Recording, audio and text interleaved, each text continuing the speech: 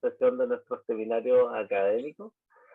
Los saludo a todos, espero que estén sobreviviendo la mudanza, los que se estén mudando. Así que vamos a darle la bienvenida hoy. Es un tremendo agrado recibir a María Paulina Correa, una gran amiga mía de nuestra época escolar, de hecho, pero que ahora lleva una tremenda carrera. Ella es profesora asociada en la unidad de nutrición humana del Instituto de Nutrición y Tecnología de los Alimentos de la Universidad de Chile. ¿Ya? Ella hizo su doctorado en Ciencias Sociales en la Universidad Complutense de Madrid, por supuesto graduándose con honores, y después hizo una formación postdoctoral en Epidemiología y Salud Pública, donde se especializó en epidemiología de enfermedades crónicas. ¿Ya? Ha sido investigadora del Estudio Longitudinal de Santiago, que es la corte epidemiológica de nacimiento más antigua de Chile, y desde su regreso a Chile en el 2013 ha liderado numerosos proyectos de investigación con financiamiento nacional e internacional. Con todo y todos estos proyectos en el foco o en el área de la epidemiología de la obesidad y el riesgo cardiovascular. Así que hoy la hemos invitado a que nos comparta y nos cuente qué es lo que va a hacer en su recientemente adjudicado anillo de investigación en envejecimiento acelerado inducido por obesidad, que fue parte ¿cierto?, de este concurso de anillos de investigación en ciencia y tecnología en el área de salud resiliente. Así que, Paulina, un agrado tenerte aquí. Muchas gracias por aceptar mi invitación y el escenario virtual es todo tuyo. Muchas gracias, Juan Francisco. Gracias por la invitación. Yo les tengo que contar que con Juan Francisco compartimos muchos recreos y muchos micros juntos porque somos de la época del colegio. Yo era compañera de su hermana, así que nos conocemos hace muchos años y fue una gran alegría recibir su correo ese día en medio de toda la euforia de nos ganar el anillo, de un amigo con el que no tenía contacto hacía muchísimo tiempo. Y estoy aquí para contarles de qué se va a tratar precisamente esta aventura del anillo de investigación en envejecimiento acelerado inducido por obesidad, que es un proyecto de investigación que involucra a 4 unidades académicas de la Universidad de Chile y a uno de nuestros centros FONDA.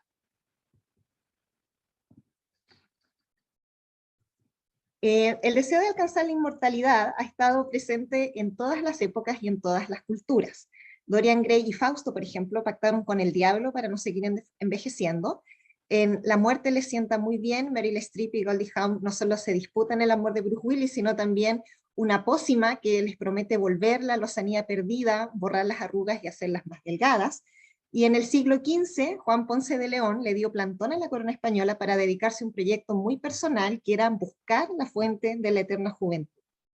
La longevidad es el paso previo en el camino hacia este viejo sueño de la humanidad, que es la inmortalidad. Y aunque probablemente ninguno de nosotros va a trascender los límites que acabo de mencionar, es posible que sí hayamos pensado más de alguna vez qué podemos hacer para envejecer más lentamente. El envejecimiento es un fenómeno natural caracterizado por la acumulación de procesos degenerativos y como tal es el factor de riesgo más importante para todas las enfermedades crónicas no transmisibles.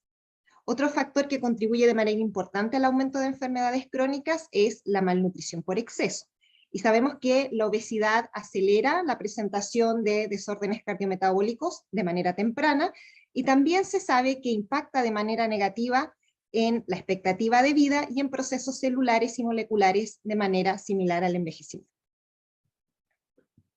Hay muchas teorías que tratan de explicar las causas del envejecimiento y una de las más interesantes es la que propusieron en 2013 un grupo de científicos europeos muy prominentes en el área de la biología del envejecimiento. Este trabajo está liderado por Carlos López Otín del Instituto Español del Cáncer y aquí nos muestran 9 pilares del envejecimiento, que incluyen inestabilidad genómica, acortamiento de los telómeros, alteraciones epigenéticas, pérdida de proteostasis, menor sensibilidad a nutrientes, disfunción mitocondrial, senescencia celular, agotamiento de células madres y comunicación intercelular alterada. Estos pilares nos permiten visualizar los múltiples elementos que intervienen en el proceso de envejecimiento y son 9 claves que en conjunto van dificultando las funciones celulares y finalmente eso es lo que nos lleva a la enfermedad y a la muerte. Pero lo que tenemos que tener claro de este proceso es que es un proceso absolutamente fisiológico y es normal, se espera que eso ocurra hacia las últimas etapas de nuestra vida. 6 años después de que se publicara este trabajo de los pilares biológicos del envejecimiento, un grupo de bioquímicos del laboratorio de Antonello Lorenzini, un bioquímico de la Universidad de Bolonia en Italia, publicó una exhaustiva revisión literaria en la que ponían de manifiesto que la obesidad y la exposición crónica a exceso de nutrientes encendía exactamente las mismas señales que habían descrito López Otín y su grupo en relación al envejecimiento. Y eso les lleva a plantear la hipótesis de que la obesidad podría ser un elemento que acelera el envejecimiento y afecta todos los procesos de nuestra fisiología, y por lo tanto eso acorta la expectativa de vida y particularmente la expectativa de vida saludable. ¿Por qué la obesidad y el envejecimiento encenderían las mismas señales? Todo sugiere que esto tendría que ver con la secreción de marcadores inflamatorios. Hay un fenotipo de secreción asociado a senescencia que está muy bien descrito y que forma parte de los eventos naturales que preceden a la acumulación de estos procesos degenerativos que nos terminan llevando a la enfermedad y a la muerte. Pero también hay un fenotipo secretor que de fisiológico no tiene absolutamente nada y que se relaciona con la acumulación excesiva de tejido adiposo. Este fenotipo secretor patológico también gatilla la acumulación de procesos degenerativos y por lo tanto también pavimenta el camino a la enfermedad y a la muerte. ¿Ya? Esa sería la explicación detrás de esta semejanza entre los pilares del envejecimiento y aquellos que gatilla la obesidad de manera más anticipada. Pero aparentemente no solo hay pilares biológicos del envejecimiento, también la evidencia sugiere que habría pilares sociales que afectan cómo y cuándo envejecemos, y eso es lo que pone de manifiesto esta revisión literaria que se publicó en el año 2020 y que corresponde a un trabajo de Eileen Crimmins, que es catedrática de gerontología en la Universidad de California del Sur. Un pilar social muy conocido es el nivel socioeconómico, hay mucha evidencia en relación a eso, y también se conoce bastante bien el efecto de las conductas adversas en salud. Pero no hay mucha evidencia sobre el impacto en el envejecimiento de la condición de minoría, de la exposición a adversidad temprana y del estrés psicosocial asociado a la adversidad temprana. Crimmins admite que para incluir estos pilares, sobre todo estos dos últimos, los que tienen que ver con adversidad y con el estrés asociado a la adversidad, se requieren de enfoques de ciclo vital. Y una limitación que tienen a ese respecto la mayoría de los estudios de envejecimiento es que se empiezan a desarrollar con sujetos de investigación en las últimas etapas de la vida, es decir, a partir de los 60 años, a partir de los 65 años, como mucho, en sujetos que empiezan a cumplir 50 años y se quiere ver cuál es el proceso de deterioro que se produce en esta década precedente a la entrada oficial en el envejecimiento. Y ahí, en esas circunstancias es muy difícil poder recolectar información que sea de buena calidad sobre eventos traumáticos que sucedieron en la infancia y sobre el impacto psicológico y emocional que esos eventos tuvieron en las personas. Y ella lo que hace en este paper es hace una invitación a integrar estos pilares biológicos, estos pilares sociales con los pilares biológicos para tener una comprensión mucho más amplia de lo que es el envejecimiento humano. Ustedes tienen aquí un gráfico donde están representados la contribución de cada uno de estos pilares a distintas disfuncionalidades que están asociadas al envejecimiento, como pueden ser dificultades para desarrollar actividades de la vida cotidiana, el número de enfermedades, la disfunción cognitiva y por supuesto la mortalidad. Y en color azul clarito están los pilares biológicos. En este color así como ladrillo están representados algunos pilares demográficos, y con el resto de colores está representada la contribución de estos pilares sociales a distintas manifestaciones del envejecimiento, ¿ya? En donde queda claro que es una contribución que es significativa, aunque ella sí reconoce que se necesita saber mucho más empleando un enfoque de ciclo vital para tener una mejor idea de cuál es el impacto de esta adversidad temprana y del estrés en el proceso de envejecimiento. Nosotros nos dimos cuenta después de leer este trabajo de Crimmins que en el INTA teníamos un entorno de investigación privilegiado, no solo para someter a contraste la hipótesis del grupo de Lorenzini, sino también para hacernos cargo de esta invitación que estaba haciendo ella, integrar pilares sociales y pilares biológicos, y ese entorno privilegiado es el estudio longitudinal de Santiago. Este estudio longitudinal es una cohorte de nacimiento, cuyos participantes empezaron a reclutarse a principios de los años 90, el año que viene vamos a cumplir 30 años de existencia, y son participantes que se reclutaron en consultorios de la zona suroriente de Santiago, ¿ya? Tengamos en cuenta que esto sucedió hace 30 años, así que la mayoría de los sujetos que se atendían en ese tipo de consultorios son sujetos de alta vulnerabilidad social, por lo tanto, era ideal para integrar este asunto de los pilares sociales, ¿ya? La Corte surgió para estudiar el impacto de algunas deficiencias de micronutrientes que aún persistían en los años 90, aunque en rigor ninguno de nuestros participantes estuvo sometido a desnutrición calórico-proteica, pero sí algunas deficiencias de micronutrientes, particularmente deficiencia de hierro, y eso obviamente tiene un impacto en el desarrollo físico y en el desarrollo cognitivo de los niños, y ese era el enfoque primordial de esta corte en los primeros años de vida. Pero a medida que fue pasando el tiempo, los investigadores se dieron cuenta de la necesidad de reajustar el enfoque científico de la Corte Santiago para poder tener en cuenta el impacto del aumento de la obesidad, del sobrepeso y de las comorbilidades asociadas a la malnutrición por exceso. De esta manera, en el año 2008, cuando los participantes empezaban a entrar, o sea, ya eran adolescentes, tenían alrededor de 15 años, se replantea el foco de trabajo de la Corte y se comienzan a estudiar los determinantes biopsicosociales de la obesidad.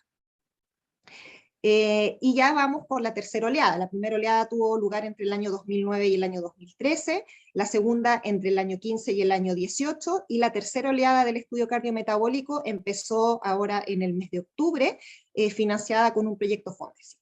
Tenemos varios socios internacionales, porque obviamente plantear un estudio longitudinal a principios de los años 90 era impensable para los estándares de la financiación científica en Chile, así que ahí fue muy importante la colaboración con la Universidad de Michigan, con la Universidad de San Diego y con la Universidad de Boston, que siguen siendo colaboradores hasta el día de hoy. Y este es el entorno de investigación en el que vamos a desarrollar nuestro proyecto de envejecimiento acelerado inducido por obesidad. Una de las cosas que más nos llamó la atención en la evaluación, en la segunda evaluación cardiometabólica, la que tuvo lugar entre el año 15 y el año 18, fue el incremento importante en la prevalencia de obesidad y algunos factores de riesgo cardiometabólico. Aquí tenemos, por ejemplo, que la obesidad aumentó 10 puntos en el caso de los hombres y casi se duplicó en el caso de las mujeres, y vean la insulinoresistencia a los 22 años. El 40% de los hombres tiene esta condición y más de la mitad de las mujeres. También observamos que hay una prevalencia importante de síndrome metabólico y no encontramos diferencias después de controlar por sexo, cuando lo esperable sería que los hombres manifestaran mucho más este fenotipo comparado con las mujeres. Y aquí tenemos también la prevalencia de sujetos que están expuestos a inflamación crónica, que en este caso nosotros medimos con proteína C reactiva ultrasensible, y la inflamación crónica se diagnostica a partir de valores iguales o superiores a 3 miligramos por litro, ¿ya? Ese es un buen marcador de riesgo cardiometabólico, y valores a partir de 3 sugieren que este riesgo cardiometabólico es elevado en estos participantes, ¿ya? Con estos números nosotros empezamos a discutir la posibilidad de que nuestros participantes efectivamente estuvieran envejeciendo de manera acelerada, y cuando se lo planteábamos a algunas de las personas en la universidad que se dedicaban a estudiar la biología del envejecimiento, ellos decían que con esto era plausible plantearse una hipótesis de esas características, pero que para poder probarla con la suficiente robustez empírica, íbamos a tener que trascender el enfoque epidemiológico clásico que tenía la Corte, que se queda a nivel de sistemas de órganos, y buscar marcadores celulares y moleculares para probar esta hipótesis de que están envejeciendo nuestros participantes de manera anticipada, ¿ya? Y eso es lo que pretendemos hacer en este anillo de investigación en envejecimiento acelerado inducido por obesidad, en el fondo superar esa limitación de quedarse a nivel de los sistemas de órganos. Y este grupo de investigación se concibe como un grupo transdisciplinario, que quiere explorar cómo la obesidad en etapas clave del desarrollo, como son la infancia, la niñez, la adolescencia y la adultez emergente, altera mecanismos de resiliencia hemostática que preservan la integridad fisiológica y que previenen la expresión temprana de fenotipos de envejecimiento. Para poder desarrollar este proyecto vamos a ampliar algunos vínculos disciplinares ya existentes. Fue muy divertido comprobar que todos los investigadores del grupo de alguna manera estábamos conectados con otro miembro del equipo, ya no es un equipo que se haya armado solo para el propósito de este anillo de investigación, había bastantes colaboraciones previas.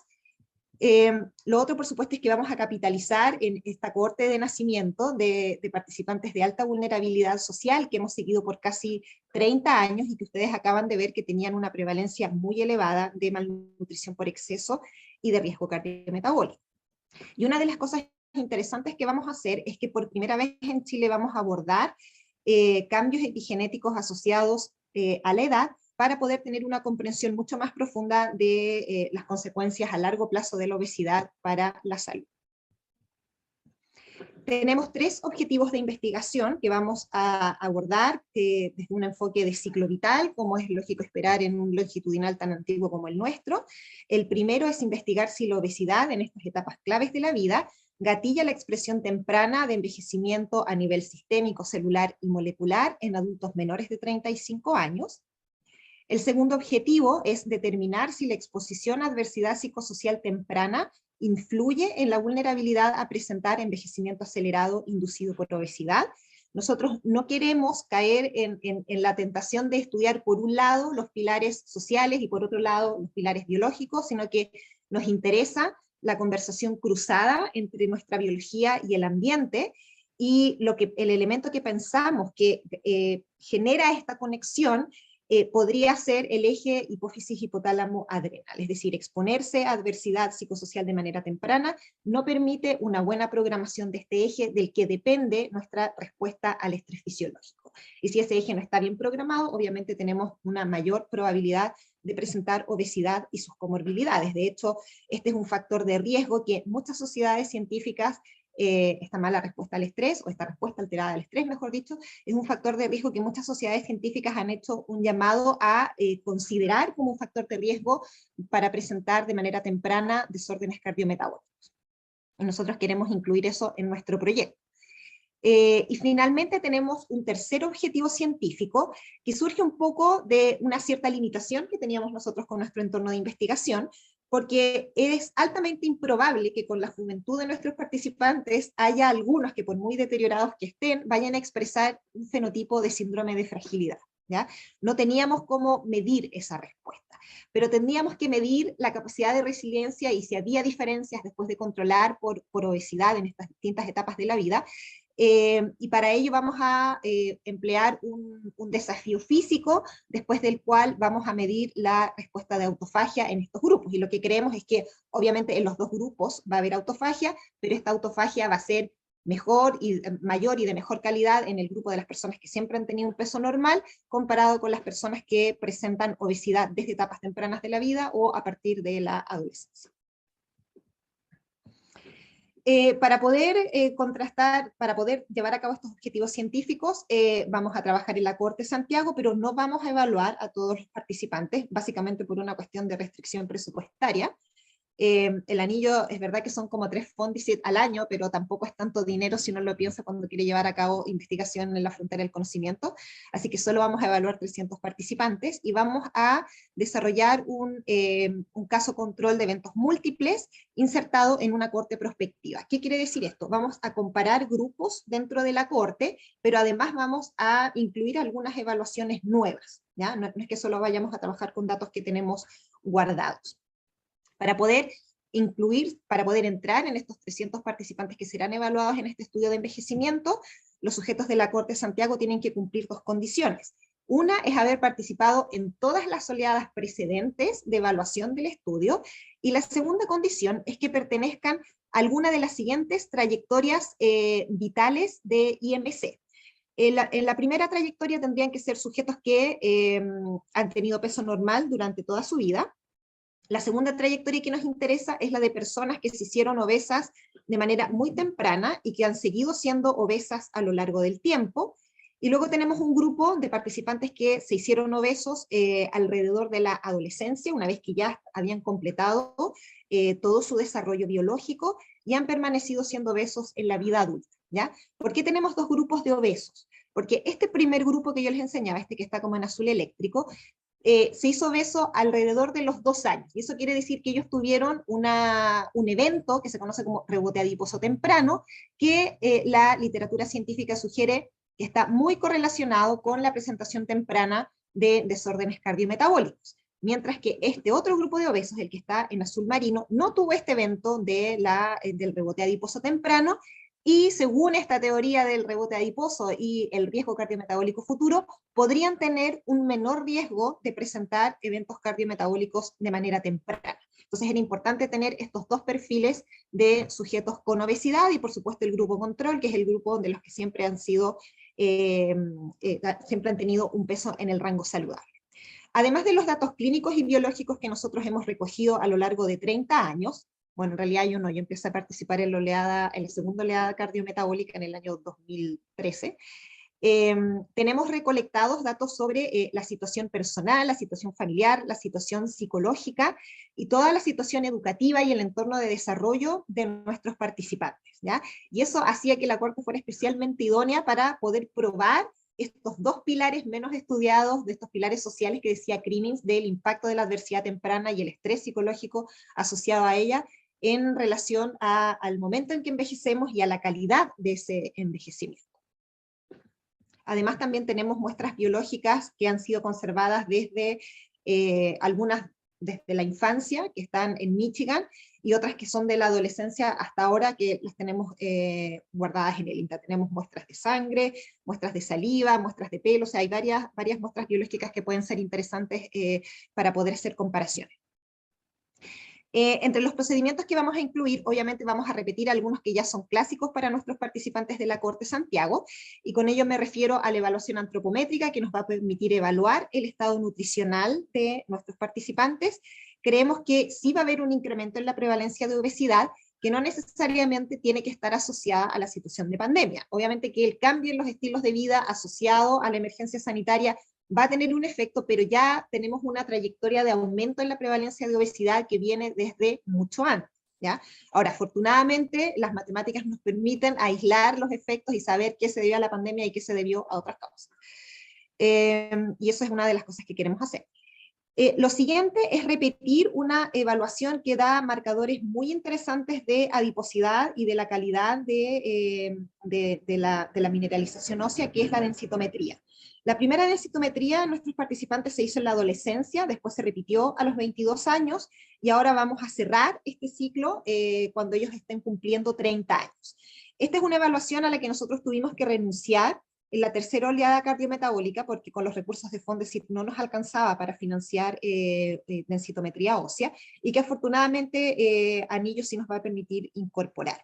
Y es interesante poder tener esta tercera evaluación, porque en el fondo al tener 16, 22 y 30 vamos a tener todo el momento vital en el que la persona va acumulando calcio en el esqueleto, y a partir de ahí ya empezarían descensos más pronunciados en las mujeres que en los hombres, pero ya nos permitiría en el fondo hacer algún tipo de proyección sobre en qué momento esto podría plantear, digamos, riesgo de salud para la persona.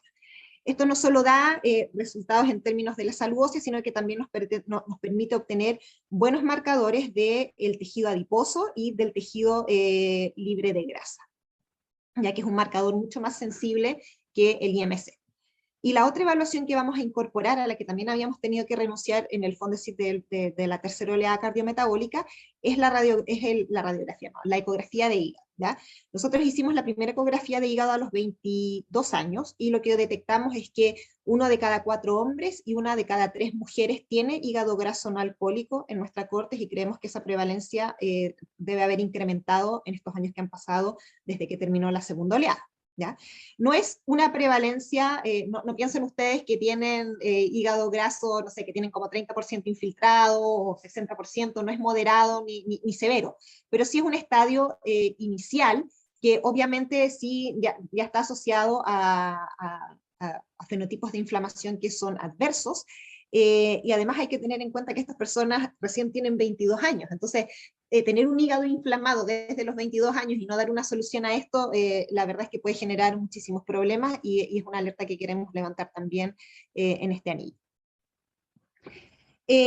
Vamos a tener un panel de marcadores inflamatorios mucho más amplio que en los estudios precedentes de la Corte de Santiago. Habitualmente nosotros trabajábamos con PCR ultrasensible y con factor de necrosis tumoral alfa, pero ahora queremos incluir muchas interleuquinas, todas las que se puedan, y varias mioquinas también para tener una mejor radiografía de la salud del músculo de nuestros participantes, ¿ya? Y poder detectar si es un fenotipo de inflamación que en algunos casos se corresponde con metainflamación, o si en algunos casos, sobre todo en estos participantes que llevan siendo obesos desde los 2 años de edad, desde los 3 años de edad, ya es un fenotipo de secretor asociado a senescencia. También vamos a determinar la composición de la microbiota, así que vamos a pedir una muestra de heces fecales para poder llevar a cabo esa determinación, y vamos a colaborar con gente de la Clínica Anderson en Houston para poder hacer esta prueba. Y la tercera prueba interesante es este desafío físico, que va a tener la forma de un HIIT, es decir, son 12 sesiones corriendo en una trotadora a máximo consumo de oxígeno. Antes se les va a hacer una extracción de sangre. 2 horas después de la prueba también se van a extraer periféricos mononucleares, y ahí vamos a poder ver la respuesta de autofagia, ¿ya? Yo sé que hay otras maneras más hot de evaluar la autofagia, pero esta era razonablemente buena para lo que nosotros queríamos, y podía dar buena cuenta en el fondo de la capacidad de resiliencia de nuestros participantes. Pero la joya de la corona en este proyecto va a ser el uso de metilomas.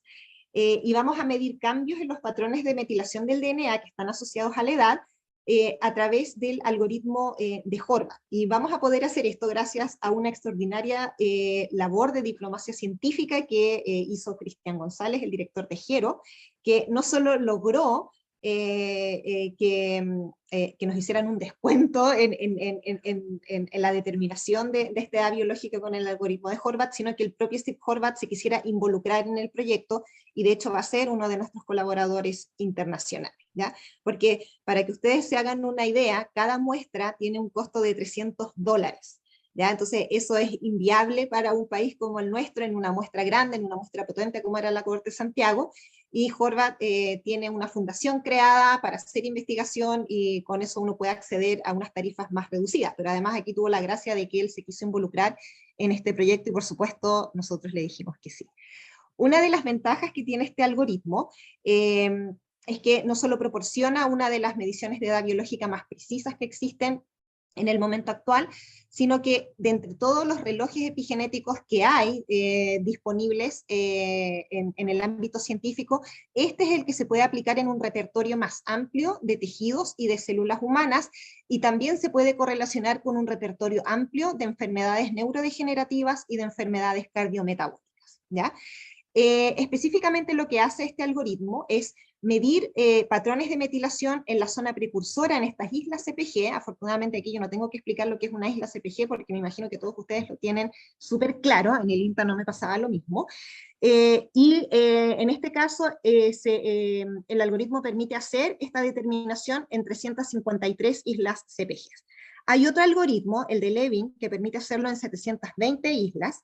Levin es una alumna de Horvath, pero la dificultad que tiene ese algoritmo es que solo se puede aplicar en muestras de sangre, y solo permite hacer correlación con enfermedades neurodegenerativas, por lo tanto no era el más adecuado para lo que nosotros estábamos buscando, ¿ya? Como decía, este algoritmo tiene la ventaja de proporcionar la medición de edad biológica más precisa que hay en el momento, así que puede ser considerado un gol estándar, y nos permitiría ver, por ejemplo, si esta señora de 42 años, a lo mejor desde un punto de vista biológico no tiene los 42 que dice su carnet de identidad, sino que tiene 65 o 70 años. O quizás se ha cuidado mucho en la vida y resulta que tiene la edad biológica de un niño, ¿ya? Otra de las ventajas que tiene el algoritmo de Horvath es poder establecer con claridad la diferencia entre la edad biológica y la edad cronológica de las personas, y poder, en el fondo, reforzar esta idea de que algunas intervenciones nutricionales y algunas intervenciones farmacológicas podrían tener un efecto de rejuvenecer nuestras células y nuestros órganos, ¿ya? Porque la idea que nosotros tenemos es que en realidad nadie detiene el paso del tiempo, Pero podría ser que eso no fuera tan así, al menos no desde un punto de vista biológico. Y aquí tenemos el caso de una persona que en el año 2018 tenía 40 años, pero su edad biológica estaba por encima de eso y era de 41 años.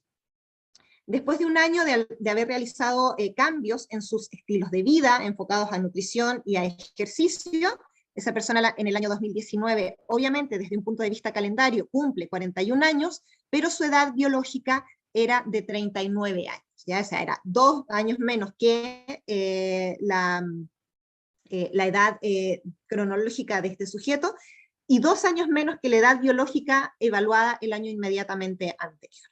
¿Ya? Y lo que se cree es que este gap podría irse ampliando y en algún momento obviamente se va a ir reduciendo hasta que las dos edades van a converger en el momento preciso en el que la persona deba empezar a manifestar este proceso fisiológico de deterioro de funcionalidades celulares y sistémicas. ¿Ya? Entre las intervenciones nutricionales que han tenido más éxito en este proceso de rejuvenecer, obviamente está la que mejor resultados ha dado, tiene que ver con restricción calórica. También los ayunos intermitentes han dado buenos resultados en ese sentido. Yo tengo que confesar que después de redactar este proyecto me convertí al ayuno intermitente. Yo hago el formato 13-11, 13 horas de ayuno y 11 horas en la ventana en la que puedo comer, pero hay otras variantes también de gente que hace 16-8, hay gente que come 2 días y ayuna 3 o al revés, en fin, hay distintos formatos y uno lo puede adaptar a su situación personal. El ejercicio también es un elemento que puede producir este efecto de rejuvenecer, porque mejora la calidad de la proteostasis. Y también hay algunas intervenciones farmacológicas, hay mucha evidencia de que la metformina tiene este efecto de rejuvenecer en modelos humanos, y ahora ya lleva varios años el time trial de Nir Barzilai en el Albert Einstein College of Medicine, donde él está probando en seres humanos este efecto rejuvenecedor de la metformina. ¿Ya? No se trata de que después de que yo termine la charla ustedes salgan todos corriendo a comprar metformina, porque entre otras cosas hay que tener la sensibilidad insulínica en rangos bien normales para que esto pueda tener este efecto, ¿ya? Pero que ustedes sepan que existen esta posibilidad en el fondo de cambiar este reloj biológico, ¿ya? Y este instrumento, este algoritmo de Horvath nos permite medir estos efectos. Pero volviendo a lo que nos convoca, ¿cuál es la relación entre edad epigenética y obesidad? Este es uno de los primeros trabajos que publicó Horvath utilizando su algoritmo y relacionándolo con la malnutrición por exceso, y para ello utilizó distintos tipos de tejido. Utilizó tejido hepático, tejido adiposo, tejido muscular y periféricos mononucleares. Y donde encontró la relación más importante, de mayor magnitud, fue en el tejido hepático. Y lo que le mostraron sus resultados era que por 10 puntos que se incremente el IMC, la edad del tejido hepático aumenta en casi 3 años. Este trabajo se llevó a cabo en un estudio longitudinal bastante parecido al nuestro, y tiene algunas cosas interesantes que quiero compartir con ustedes y que refuerza la idea de que la obesidad podría ser un mecanismo que acelera la edad epigenética. Estos participantes del Young Phenoms Study tienen alrededor de 55 años a día de hoy, pero este trabajo que se publicó en el año 2017 utiliza datos del año 2011, cuando estos participantes tenían 44 años. ¿Ya? Había muestras guardadas de estos sujetos del año 1986, y su edad en ese momento era de 19 años. Y para tener un grupo control, los investigadores de la Corte reclutaron a participantes nonagenarios de otro estudio que ellos estaban realizando, el Vitality 90 Plus, donde la condición de reclutamiento era que los sujetos tenían que tener 90 años y una calidad de vida razonable para esa edad. Veamos la edad epigenética por grupo. El grupo de 44 años en realidad tenía una edad biológica de 43 años, ya estaba un poquito por debajo. Este mismo grupo a los 19 años en realidad tenía una edad biológica de 17 años, y el grupo de los nonagenarios tenía una edad biológica de 76 años. ¿Ya? Esto tiene bastante sentido porque si tenemos en cuenta que son nonagenarios con buena calidad de vida, eso sugiere que su biología debería estar funcionando razonablemente bien. Entonces eso explica este gap, ¿ya? No es una cosa para asombrarse. Pero sí es para asombrarse los rangos de edad de estos grupos.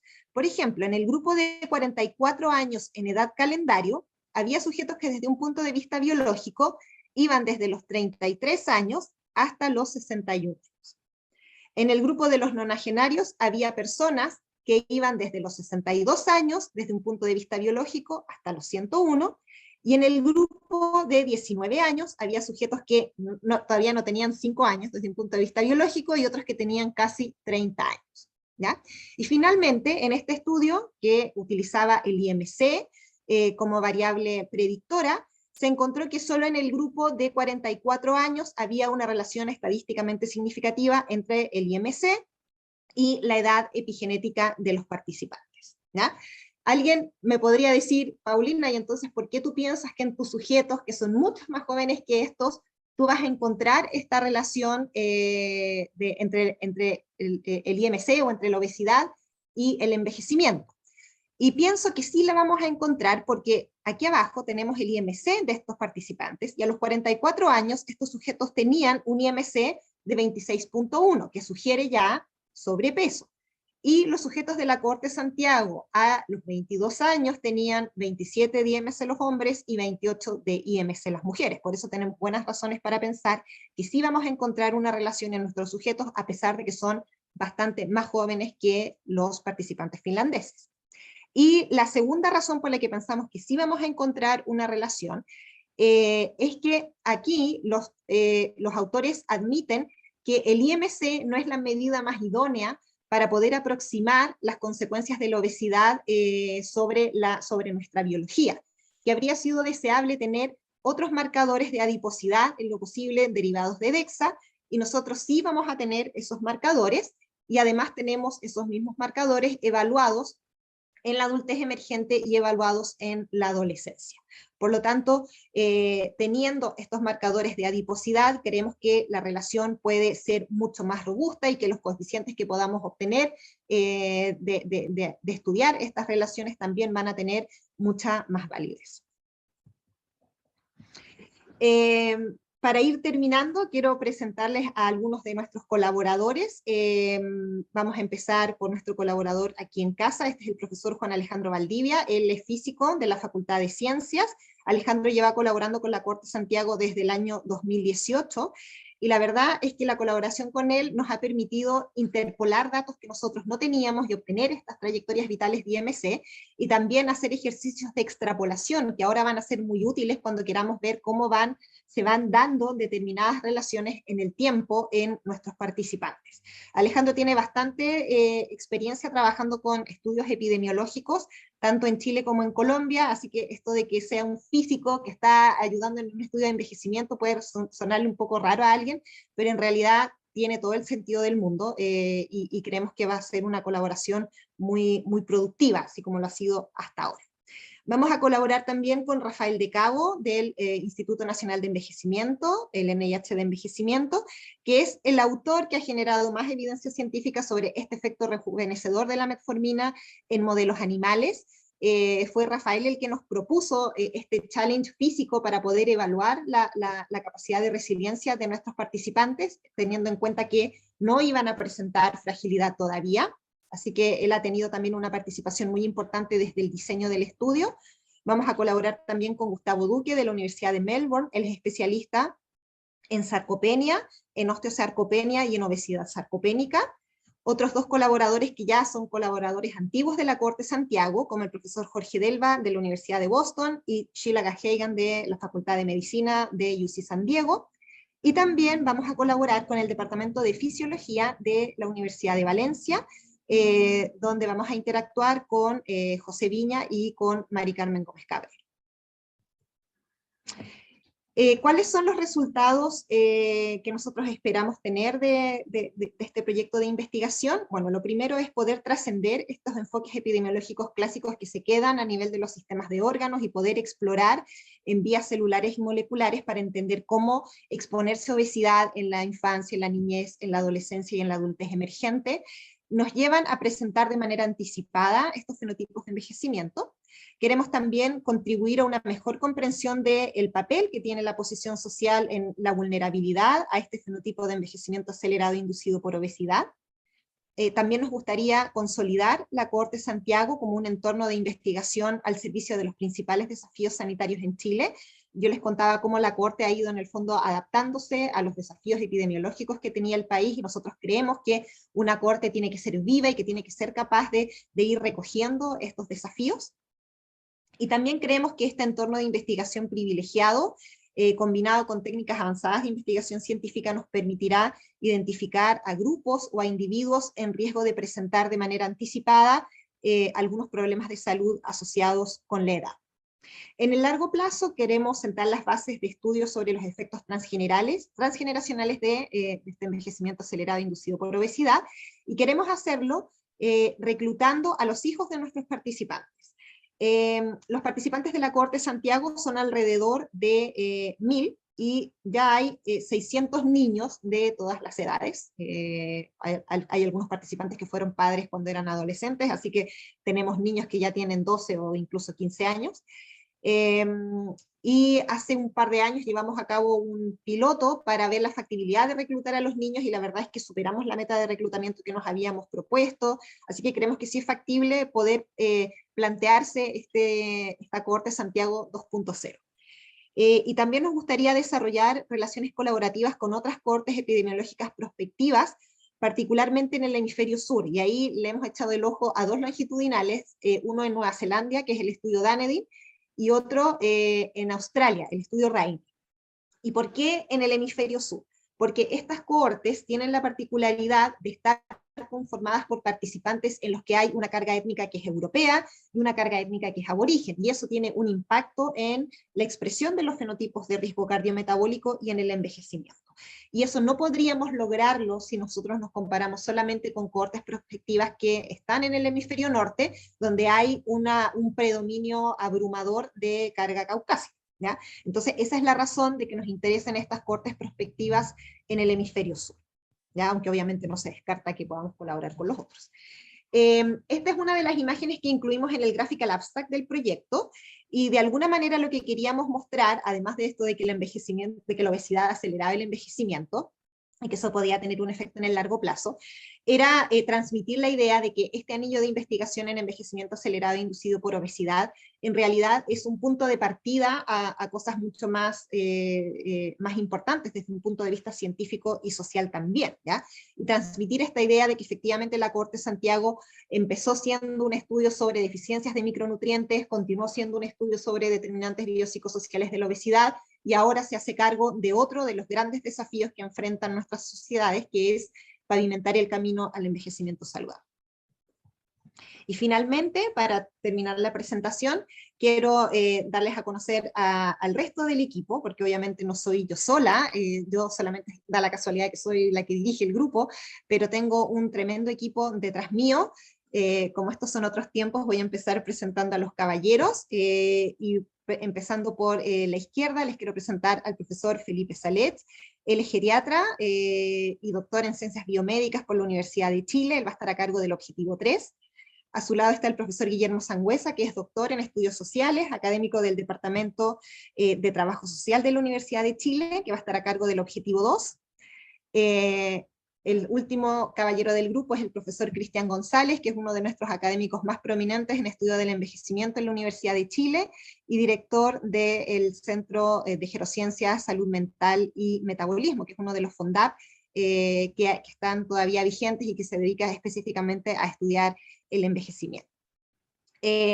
Cristian es además académico de la Facultad de Ciencias y de la Facultad de Medicina, y es profesor adjunto en el BAC, que es uno de los institutos más punteros en estudios sobre envejecimiento. En el INTA van a participar la doctora Cecilia Albala, que es una de nuestras académicas que lleva más tiempo estudiando el fenómeno del envejecimiento. A ella le interesan particularmente los determinantes sociales, así que cuando vio que íbamos a incorporar esta beta de Eileen Crimmins, ella estaba encantada, y por supuesto que decidió tomar parte enseguida del proyecto de investigación e incorporarse a él. A su lado está la doctora Raquel Barrows, que es la persona sobre la que ha recaído el peso fundamental de la Cohorte Santiago desde el año 2008 hasta ahora, desde que empezamos a estudiar los determinantes biopsicosociales de la obesidad en nuestros participantes, y que además da la casualidad de que es mi mamá, ¿ya? Creo que logramos formar un grupo muy diverso, no solo desde el punto de vista del género y de las jerarquías académicas que están involucradas aquí, sino también desde el punto de vista de las ciencias que cada uno aportamos a este proyecto. Habemos 2 doctores en ciencias sociales, hay gente que se dedica a salud pública, hay 2 clínicos y hay un biólogo celular y molecular. Y creo que esa vocación de transdisciplina quedó muy bien plasmada en el proyecto, porque fue una de las cosas que mejor fueron evaluadas por el panel de expertos internacionales, y la verdad es que nosotros nombramos la palabra transdisciplina una vez en las 45 páginas que tenía la propuesta. Así que creemos que en realidad no es llenarse la boca con la palabra transdisciplina, sino que realmente aquí hay un esfuerzo de esas características y es la forma como la que nosotros concebimos que es la mejor para generar conocimiento, para divulgar ese conocimiento al público general y para hacer transferencia de ese conocimiento a los sectores clave de la sociedad que tienen que tomar decisiones que afectan la vida de todos. Muchas gracias y estoy disponible para todas sus preguntas, sus sugerencias, sus reclamos, lo que sea. Muchas gracias, Paulina, por esta presentación. Excelente, es una propuesta tremenda y obviamente los mejores deseos para su ejecución. Ofrezco la palabra para hacer preguntas.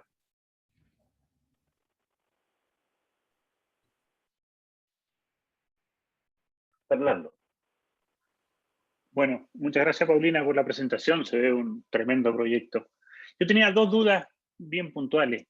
Una es la intención de medir la microbiota. ¿Qué esperan obtener con esto? Porque es una medida cara, entonces supongo que hay una muy buena justificación detrás de por qué hacerlo.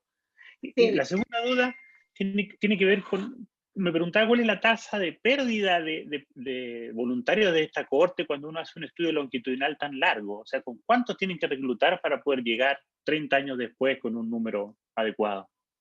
Ya, a ver, sobre lo primero, sobre el tema de la microbiota, lo que nosotros esperamos encontrar es que efectivamente, o sea, está descrito que con el paso del tiempo asociado a la edad va a haber cambios en la composición de la microbiota, pero también podría haber cambios que tienen que ver no con el hecho de que estos participantes están envejeciendo de manera acelerada, sino que podría ser porque tienen obesidad y se están exponiendo a nutrientes que no ayudan a tener la mejor composición de la microbiota.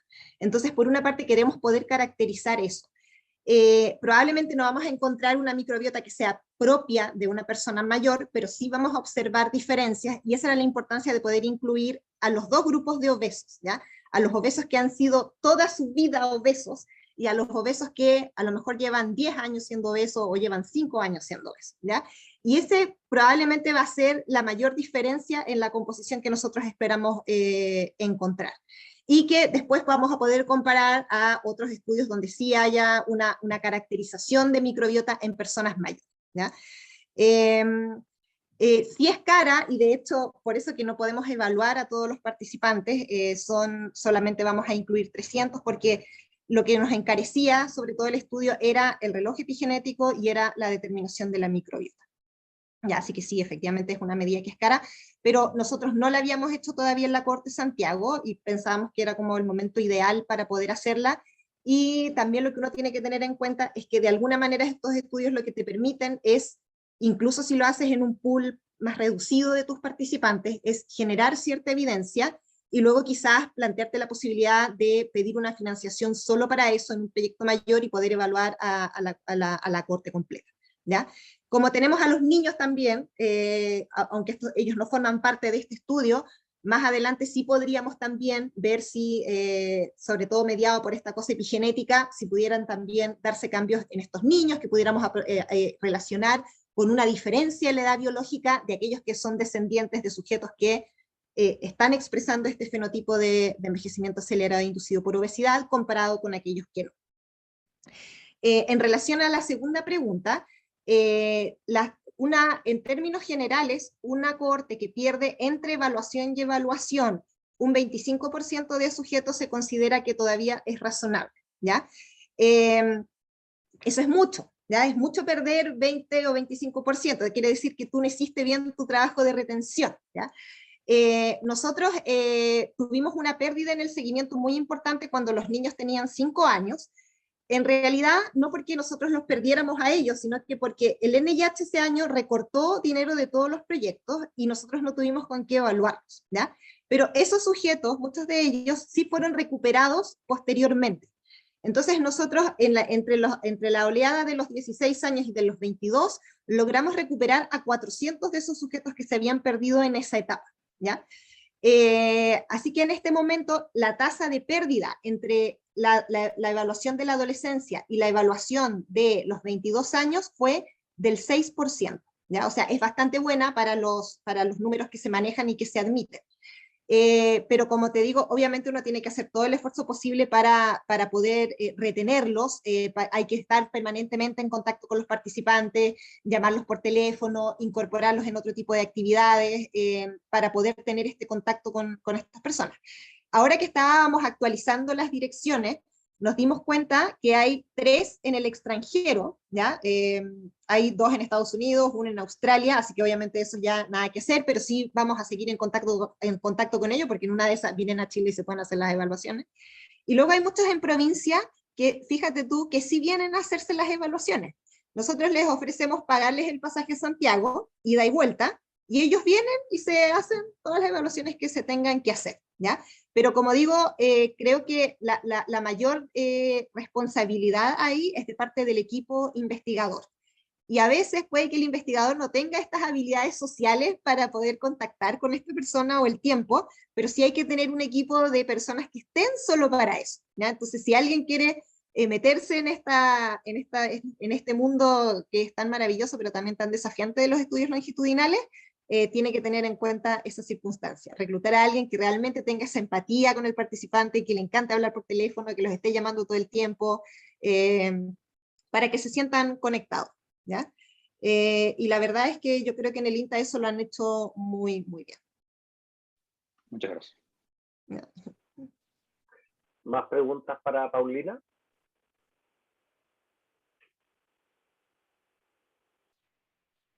¿No? Mira, quedó todo clarísimo en la... Era mucha información. Yo, Juan Francisco, Sí, Pablo. Paulina, la verdad, súper buena la exposición, sólida y además muy entretenido. Que gracias el desarrollo de iniciativas a largo plazo en que van a obtener un montón de conocimientos y van a poder juntar hartas cosas que nos pasan y que tenemos que irlas poniendo juntas. Se ve en el equipo investigador que van a ver muchos puntos de vista, muchas cabezas, muchos sistemas de elaborar las cosas. Así que felicitaciones, una gran presentación y un gran estudio. Gracias. Muchísimas gracias. Y bueno, yo dejo abierta la invitación para si alguien quiere de alguna manera colaborar o involucrarse, le parece que hay algo interesante en lo que pudiera aportar, nosotros estamos abiertos a eso también. Porque la idea de estos proyectos de investigación asociativa es precisamente eso, tender puentes con otros grupos de investigación. Así que esa puerta está abierta. Había una pregunta por ahí de la microbiota, que cómo íbamos a eliminar el efecto de la alimentación. Nosotros tenemos varios cuestionarios aplicados desde hace tiempo de los participantes y es habitual que a ellos se les hagan frecuencia de consumo alimentario y también recordatorio 24 horas, ¿ya? El recordatorio 24 horas tiene esta complejidad de que todavía no está muy claro cuántos tienes que aplicar, como que lo mínimo razonable son 3 y es lo que nosotros terminamos haciendo. Hay otros estudios que te aplican 1 y con eso se quedan, y hay quienes dicen por ahí no, tienen que ser 8, ¿ya? Pero nosotros creemos que con 3, que es como lo mínimo aceptable, se puede tener una buena idea de cuál es la dieta de la persona y eso poder asociarlo con varias variables, entre ellas la composición de la microbiota. Ahora, sí hay que tener en cuenta que como toda variable que se recoge con autorreporte, tiene sus limitaciones, ¿ya? Y muchas veces, no en el recordatorio de 24 horas, porque eso lo pasa una nutricionista, pero sí en el de frecuencia de consumo, que alguna vez yo colaboré pasándolo, me daba la sensación de que los pacientes o de los participantes no era que mintieran, pero pienso que como van a un centro de investigación en salud y en nutrición, de repente no te cuentan toda la verdad porque ellos en el fondo tratan de llenar una expectativa y te dicen que comen todo sano, que comen mucha verdura, que solo toman agua, que nunca se comen un chocolate, y tú después ves sus parámetros antropométricos y cardiometabólicos y eso no tiene ninguna relación con lo que ellos te contaron. Pero eso va a pasar siempre, aunque tú apliques 25 recordatorios de 24 horas. Por lo tanto, sí vamos a tener esa variable para ejercer un cierto control, pero no es lo más robusto que hay. Y de momento no hay nada que sea robusto en relación a caracterizar la dieta. ¿Ya? Gracias. Doctor Israel. Está con el micrófono apagado.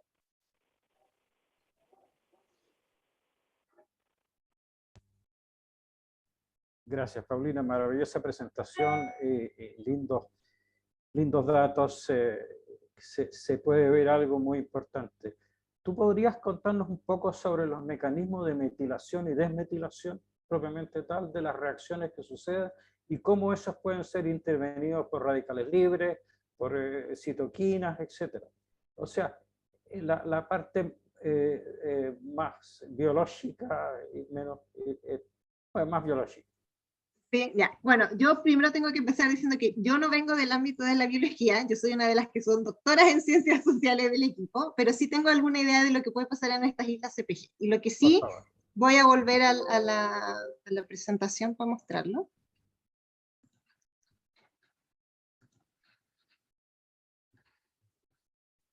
Un momento. Aquí creo que lo tengo. Acá.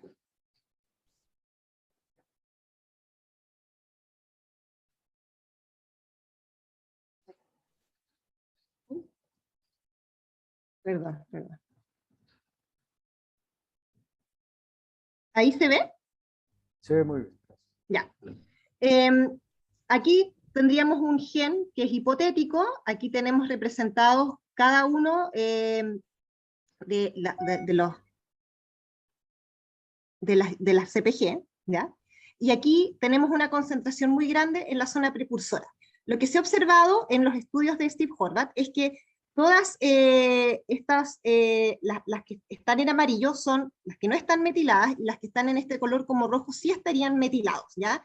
En estos exones que son en los intermedios y los finales. Pero en la zona precursora se concentrarían la mayor cantidad de estas histonas que no están todavía metiladas. Ahora, lo que se ha visto en la evidencia científica, no desarrollada por Horvath, sino por otros trabajos, es que cuando hay una mayor cantidad de no metilados, es decir, hay una hipometilación, hay un mayor riesgo de presentar enfermedades que son cardiometabólicas y sobre todo también neurodegenerativas como Alzheimer o como Parkinson o como demencia frontotemporal, ¿ya? Que están asociadas a la edad. Entonces, perdón, no sé qué me está pasando aquí. Ahí sí. Ya. Entonces, lo que hace este algoritmo es poder detectar estos patrones de hipometilación en esta zona precursora del gen. ¿Ya? Ahora, ¿qué intervenciones podrían cambiar estos patrones? Desde un punto de vista farmacológico, la que ha dado más éxito es el uso de la metformina. Hay otra droga por ahí, pero que todavía no ha sido autorizada para poder hacer ensayos clínicos en seres humanos, ya solamente se ha probado en algunos modelos animales, y creen que en el corto plazo no es factible que podamos ver ensayos clínicos en seres humanos con esta otra droga, no me recuerdo ahora cuál es exactamente su nombre. Y sí podría tener un impacto, por lo menos lo que sugieren los modelos animales, es en metilar algunas de estas zonas de la isla CPG y poder reducir el riesgo de enfermedades neurodegenerativas. Por eso que todavía interesa poder seguir obteniendo evidencia para poder después extrapolarla a modelos que sean humanos. La otra ventaja que tiene también este algoritmo es que, el de Horvath particularmente, es que se puede asociar también a otras enfermedades asociadas a la edad, no solamente a las neurodegenerativas. Y desde el punto de vista de las intervenciones nutricionales, sí está bien descrito que la restricción calórica es la que mejor funciona para poder volver a encender, ¿ya?, esta zona precursora y metilarla de la manera que corresponde, es decir, que pueda después ejercer una transcripción buena al resto de las zonas del gen, de buena calidad. y las otras también son las que tienen que ver con el asunto del ayuno intermitente, y hay una intervención que todavía no genera la cantidad de evidencia suficiente, pero se llama Time Mimicking Diet, y lo que hace este tipo de dieta es replicar de alguna manera el efecto del ayuno intermitente a nivel celular y molecular, y lo que se ha visto es que en pacientes que están siendo sometidos a quimioterapia, cuando tienen este tipo de dieta, el efecto de la quimioterapia es mucho mejor y tienen también menos efectos secundarios. Y lo que creen es que esto podría estar mediado por el efecto a nivel de oxidación, pero todavía no está bien descrito. ¿Ya? Hay algún par de papers y por ahí hay una empresa que está empezando a hacer estas dietas como para venderlas, pero solamente se ha podido probar en contextos donde hay una patología de por medio y no se sabe muy bien si en sujetos que son sanos podría producir un efecto también de reducir algunos marcadores de estrés oxidativo o de daño mitocondrial en ausencia de otras NOX. Gracias, Paulina.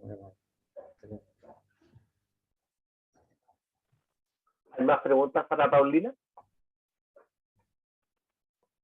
¿No? El rato pasó volando y eso es siempre un muy buen signo. Así que nuevamente muchas gracias a Paulina por aceptar esta invitación, por compartir esta iniciativa, y a todos en el ISIL un gran saludo, ánimo a los que estamos o se están prontos a mudar al nuevo campus o al campus original, y nos vemos en alguna otra reunión, probablemente el miércoles que viene, a confirmar. Bueno, saludos a todos, que estén súper bien. Chao, chao. Bien, chao.